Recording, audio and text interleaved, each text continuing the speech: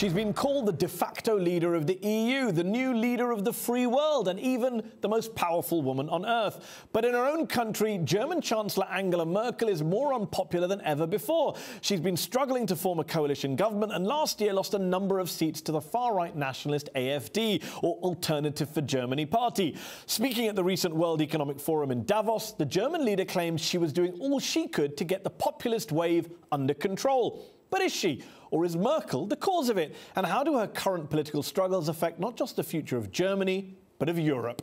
Joining me to discuss this are Yascha Mounk, a lecturer on government at Harvard and host of the Good Fight podcast, and from Frankfurt, Ralph Bollmann, a journalist, historian and author of the biography, The German, Angela Merkel and Us.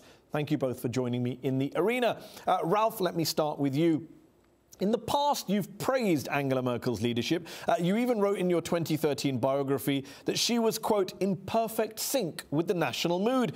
That isn't quite the case today, though, is it?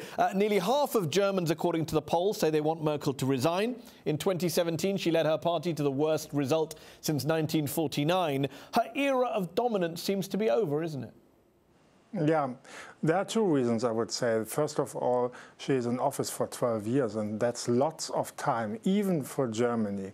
And of course, it's also a problem that forming the government is very difficult now, and that's not a very comfortable position for her. And the other reason, of course, is her refugees policy since 2000 or in 2015, when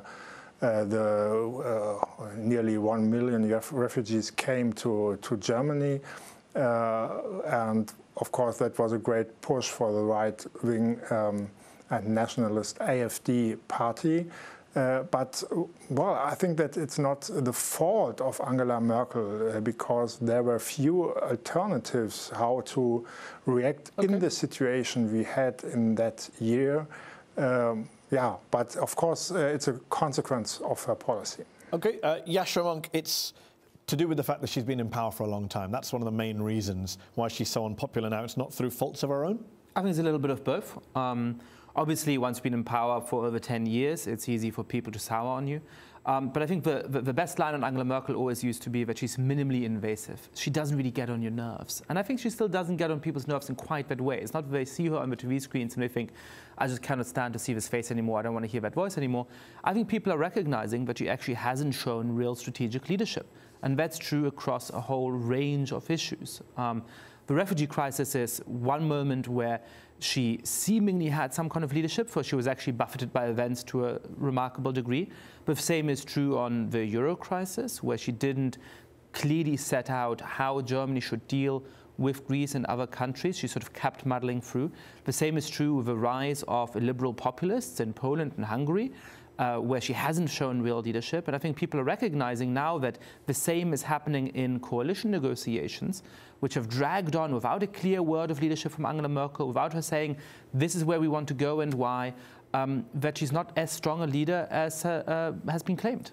Ralph, she lacks real strategic leadership and she's been muddling through, says Yascha.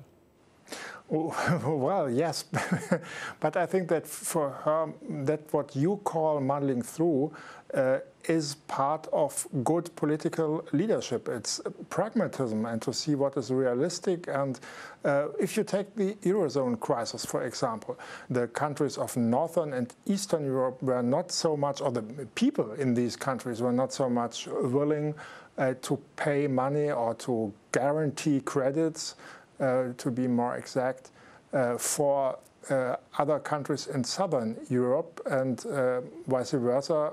People in Southern Europe were not very much attached to the idea of financial stability. And I think it was a really big political leadership, an act of political leadership, that Angela Merkel was able to find a compromise between these two positions. Yascha, let me ask you this. She accepted 1.5 million migrants, asylum seekers, refugees in 2015 and 2016. Her critics say that open-door policy backfired on her. People on the left actually praise her and say that was a humanitarian gesture. From a purely political, pragmatic viewpoint, was that a mistake in your view? And what were the alternatives, as Ralph has mentioned? Well, I think one of the things that was a mistake in the migrant crisis, which is quite typical of her shortcomings, which is that she's not somebody who can actually set out a vision and hold a speech in order to get people on board, was a lack of communication.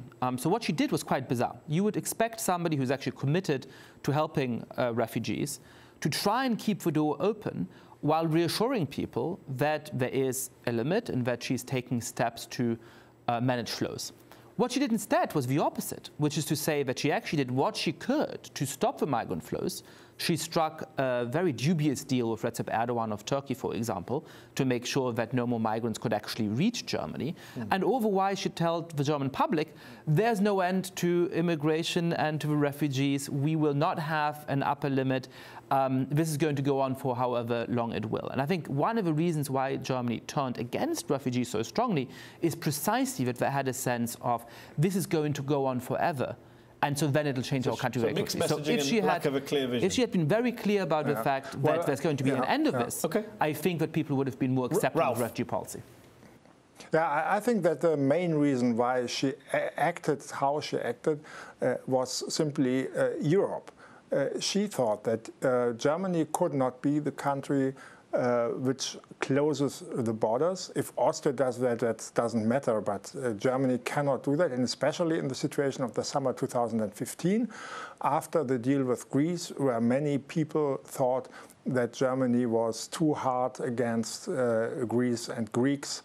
And so this was a main motive, but Angela Merkel didn't want to speak about that because she thought that this argument, Europe, was not popular enough among Germans, and that was why she only. But isn't that what she's done every single time? Every single time she felt, I don't want to speak about this, I don't want to fight for this because I'm running after the opinion polls moment after moment, and that's made her very successful. It's allowed her to get re-elected a number of times, but it's also the reason why she hasn't actually solved any of the issues facing Germany. What's her legacy? In what way has she actually changed the country? You mentioned political legacy. What is her legacy? Would you say that part of her legacy is the rise of far-right nationalists, the AfD, the Alternative for Germany party, which became the first far-right nationalist party to enter the German parliament since the Nazis?